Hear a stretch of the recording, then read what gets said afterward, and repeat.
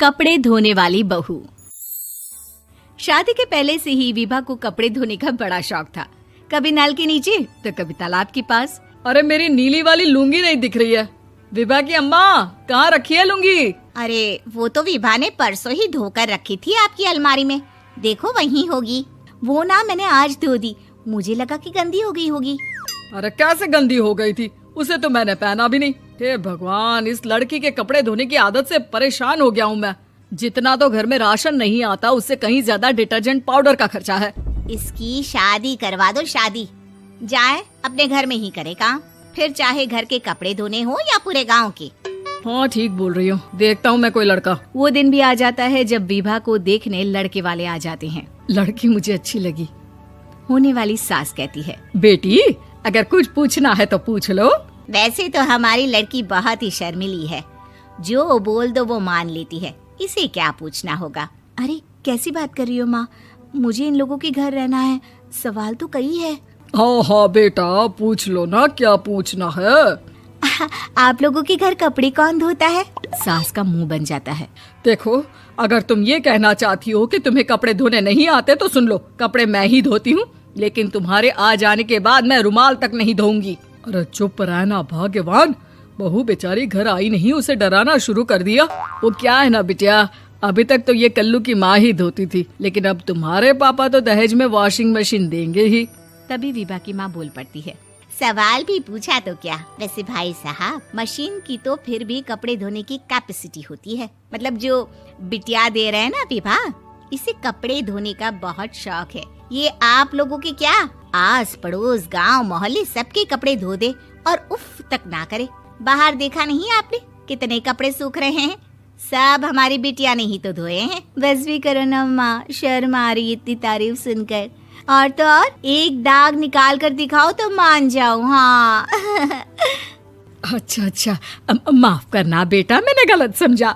हमें तो रिश्ता बहुत पसंद है। और ऐसे जुड़ जाता है रिश्ता कपड़े धोने का शौक रखने वाली विभा का। उसकी शादी हो जाती है कोयला फैक्ट्री में काम करने वाले कल्लू के साथ। शादी के बाद अचानक विभा चिल्लाती हुई सास के पास आती है। सासू माँ, अरे सासू माँ कहाँ है आप?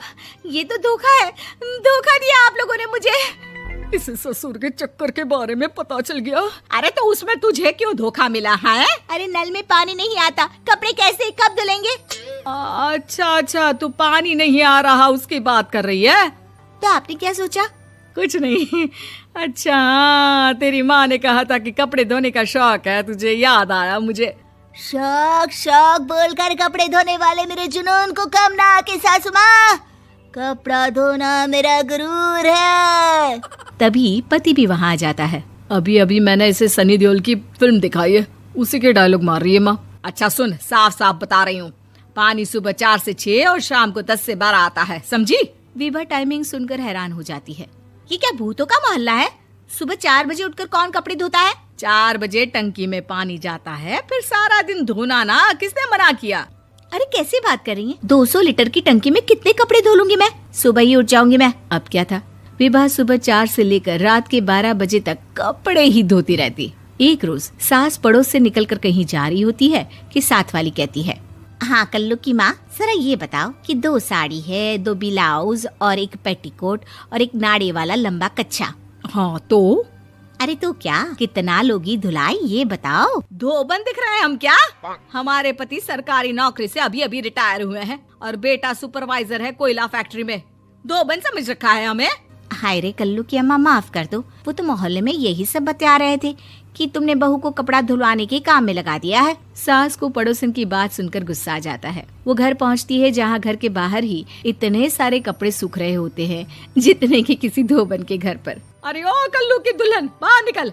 माँ जी यहीं आ जाओ, बाथरूम में चादर धो रहे हैं हम। अरे अभी हम धोते हैं, तुमको बाहर निकलो। ये आस पड़ोस वाले बोल रहे हैं कि हम बहू से कपड़े धुलवा कर उसे कपड़ा धोने वाली बना दिए हैं। अरे छोड़ो ना माँ जी, किन लोगों की बातों में आती हो? आस पास के लोगों का तो काम ही होता है कि वो किसी तरह सास बहू को लड़ा दे। बहू सारे घर के कपड़े धोती है, ये क्या कम है? बोलिए। सास को भी लग जाता है कि वो बहू का ये सनकीपन नहीं छुड़वा सकती, इससे अच्छा है कि खुद ही चुप हो जाए।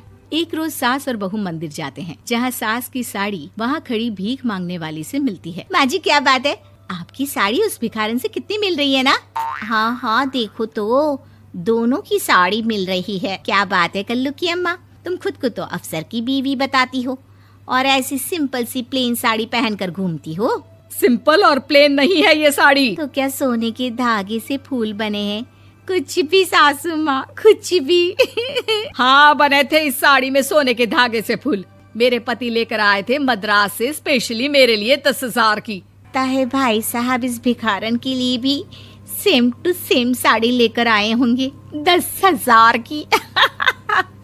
सास उस वक्त तो कुछ नहीं कहती, लेकिन बहू के साथ घर आती है और अलमारी से एल्बम निकाल कर लाती है। ये साड़ी देख रही है, ये वही साड़ी है जिसे मैंने अभी पहना था। इस साड़ी में ये जो चमकदार फूल दिख रहे हैं ना, ये सोने के धागों से काढ़े गए हैं। लेकिन तू लोकल वॉशिंग मशीन ब्रश से घिस घिस कर सारे फूलों को निकाल कर साड़ी प्लेन कर दी। मुझे माफ कर दीजिए सासू माँ। और तो और, जब मैंने तुझे तेरी गलती के लिए कुछ नहीं कहा, लेकिन तूने तो सबके सामने मेरा मजाक ही बना दिया। क्यों? बहू को समझ में आ जाता है कि अब से उसका कपड़े धोना बंद।